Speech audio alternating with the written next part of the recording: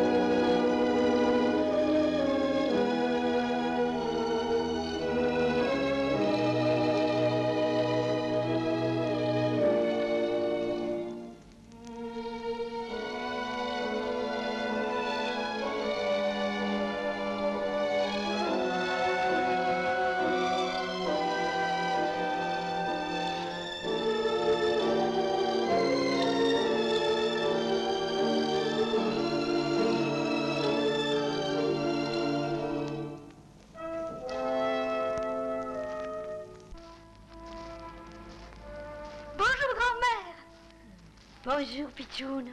Enfin, te voilà. Oui, grand-mère.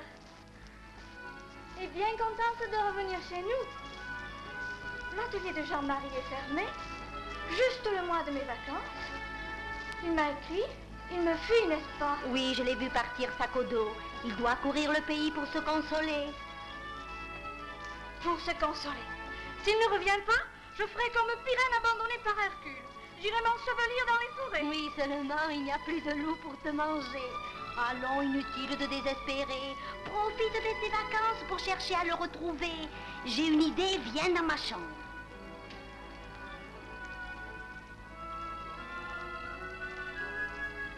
Il y a dans cette armoire des choses qui dorment depuis un demi-siècle, mais qui sont belles, très belles. Tu vas voir, ôte cette robe de 4 sous. Tu vas revêtir le plus beau des costumes, celui de bête mâle. D'abord cette jupe ancienne qui se tient debout toute seule comme une fleur. Là, ce corsage. Et la coiffe de bête mâle, la plus riche qui soit. Tu es belle ainsi, n'est-ce pas? Et tel Jean-Marie t'aimerait doublement. Et comme chaussures, grand-mère? Les sabots bêtes malais, ceux que naguère les amoureux sculptaient pour leur nid.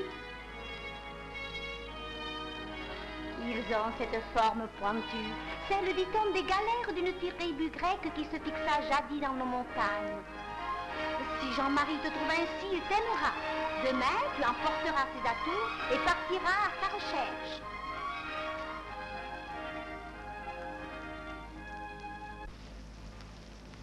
Montségur, terre de fièvre, terre d'amour, terre d'héroïsme et de foi. Nid d'aigle jeté dans le ciel depuis 7 siècles et plus, ternier refuge des 250 cathares, appelés aussi albigeois, qui soutinrent héroïquement dans cette forteresse à 1204 mètres d'altitude un long et pénible siège contre les croisés de Simon de Montfort venus du nord. Trahis, ils furent brûlés vifs au champ d'Escramas.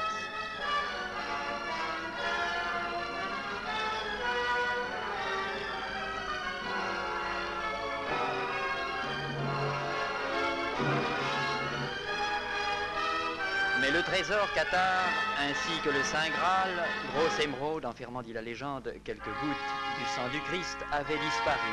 Et depuis, ils n'ont jamais été retrouvés. Au crépuscule, Montségur prend l'aspect d'un bourg des bords du Rhin, et l'on comprend que Richard Wagner ait puisé son inspiration dans des ruines légendaires pareilles à celle-ci.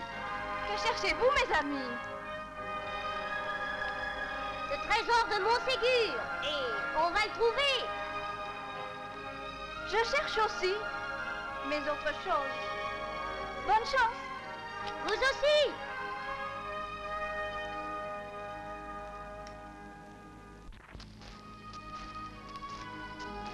C'est près de Bélesta, dont la célèbre forêt abrita les amours d'Hercule et de Pyrène, que se trouve la chapelle de Notre-Dame de Val-d'Amour.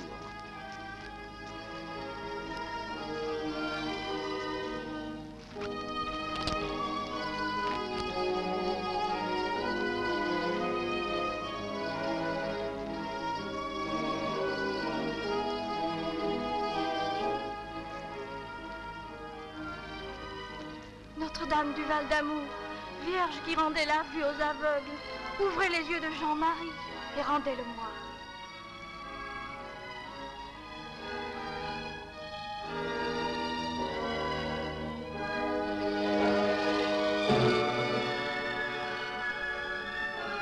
La fontaine de Fontestorbe est vraiment particulière. Toutes les 32 minutes, elle monte en grondant des entrailles du sol.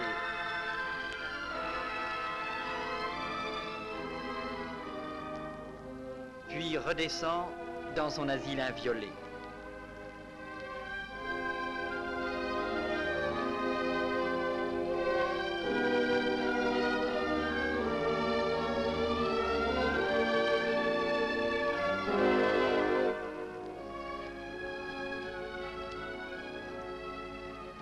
Voici Ax-les-Thermes, la ville des eaux, disaient les Romains, qui demandaient déjà la santé à ses sources bienfaisantes.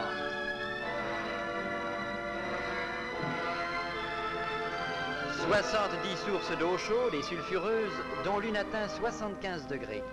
Elles guérissent maintes affections et le bon roi Saint-Louis croyait qu'elles guérissaient aussi la lèpre. C'est lui qui fit construire ce grand bassin fumant, appelé bassin des Ladres, où se plongeaient les croisés revenus lépreux de Palestine. Et qui sert aujourd'hui à faire la lessive sans combustible.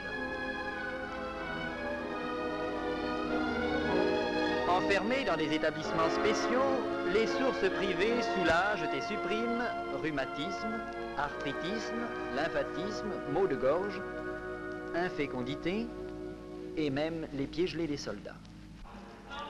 Ax est un magnifique centre d'excursion. Le col de Puymorens est d'une beauté sévère et grandiose et le souvenir des morts l'habite toujours. Immensité, austérité, dépouillement et l'hiver tant de neige pour les skieurs. Sur le trajet s'ouvre la magnifique route que la France, co-suzeraine d'Andorre, a fait construire il y a quelques années.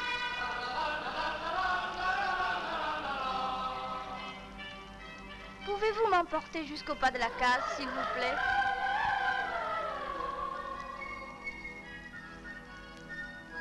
La traversée des Pyrénées au pas de la case, à 2500 mètres d'altitude, est facilitée par la route d'Andorre.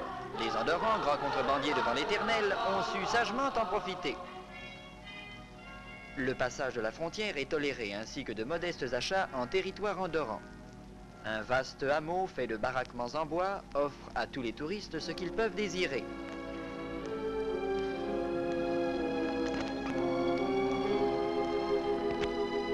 La légende veut que la vieille église d'Ornolac abrite dans son clocher la plus vieille cloche du monde. Ces chansons un peu fêlées ont bercé la mélancolie des hommes pendant des siècles. Madame Lafarge, la célèbre empoisonneuse, peut-être innocente, dont le cas mystérieux passionne toujours nos maîtres du barreau, est morte ici.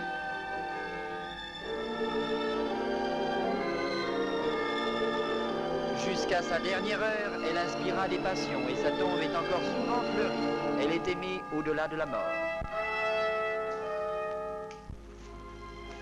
La grotte du Mas d'Asile a une entrée qui mesure 60 mètres de haut. C'est un cintre presque parfait de la cathédrale de l'ombre.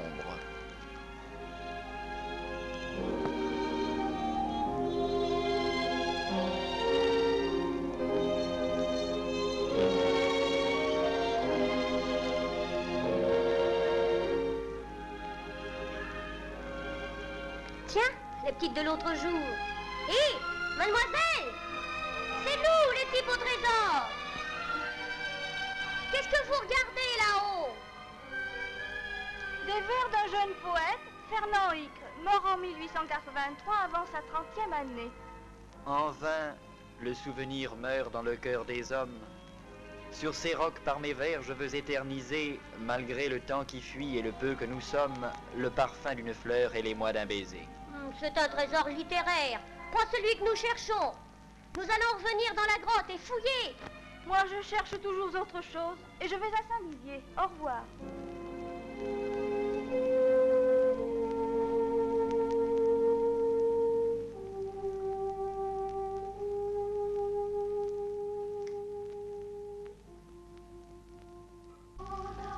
Saint-Lizier fut la capitale du Couserans et le siège d'un évêché établi vers l'an 450.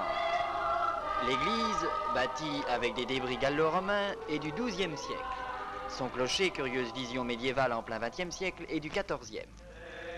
Caché derrière l'église, le cloître de Saint-Lizier, construit il y a 700 ans, est une pure merveille de l'art roman, une oasis de silence et de paix, et le paradis des peintres. Heureux de fixer sur leur toile le jeu capricant de la lumière sous les arceaux et les riches splendeurs d'un art sculptural à jamais disparu.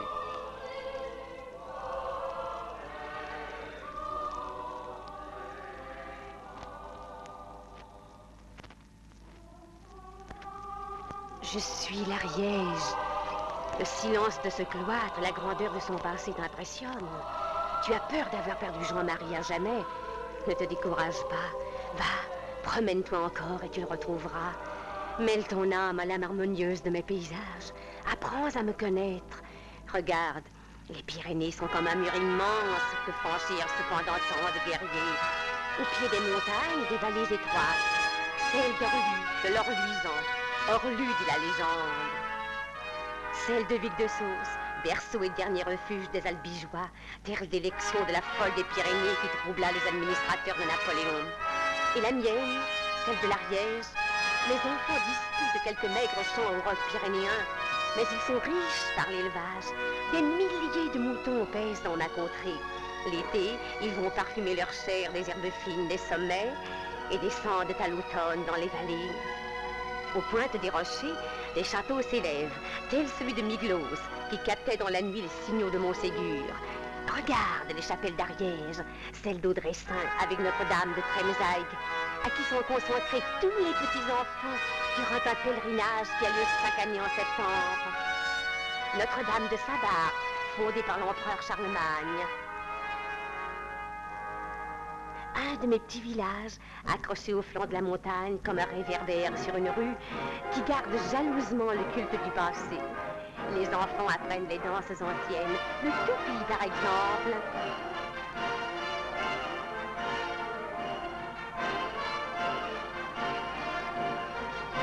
Dès leur plus jeune âge.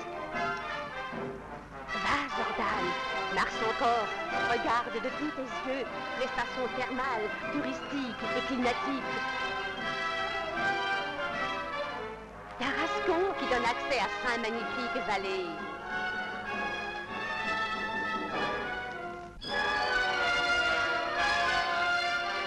Lusat, dont les sources sont de véritables régulateurs du système nerveux. Saurat, station d'altitude, pureté de l'air, fraîcheur des ombrages. Et dans ses environs, de nombreux vestiges du passé comme la tour de Montorgueil. Castillon, situé au confluent de la vallée du Piros et de la Bélongue, la reine des vallées ariégeoises.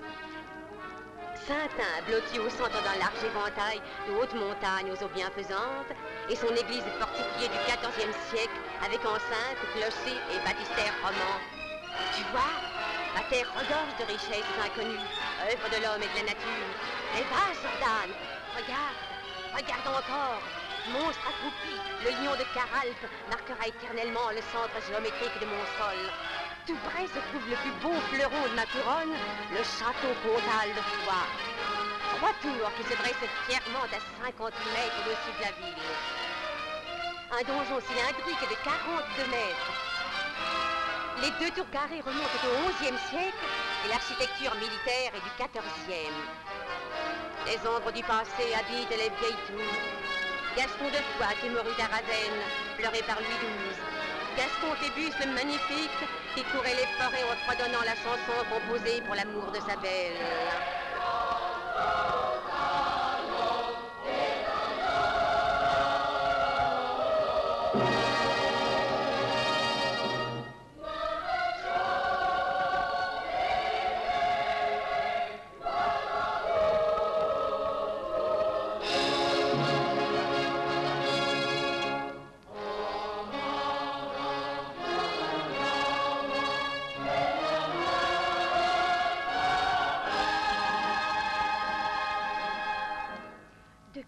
Petite rue monte vers le rocher, autrefois sapée par les machines de guerre de Philippe Auguste.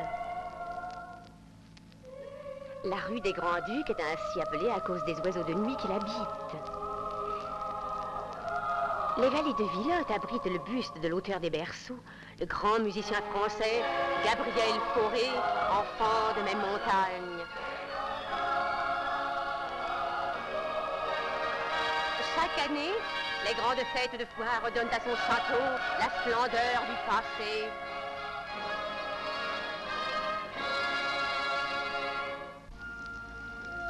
Mirepoix, curieuse petite ville, est bâtie au seuil de la plaine de l'Hers et tire son charme de son seul passé. Les maisons en bois à couvercle, construites au XVIIe siècle, ont rendu célèbre le pays de Cantegril, cher à Raymond Escolier. Ainsi que la cathédrale Saint-Maurice, dont le clocher de fine dentelle date du XIVe siècle. Du même siècle également est le clocher de Saint-Antonin à Pamiers. L'antique affamé a conservé son profil ancien et créé son profil moderne. Les hauts fourneaux de Pamiers fondent le fer de mes montagnes. Va, Jordan, poursuis ta route. Jean-Marie t'aimera. Tu es maintenant tel qu'il te voulait.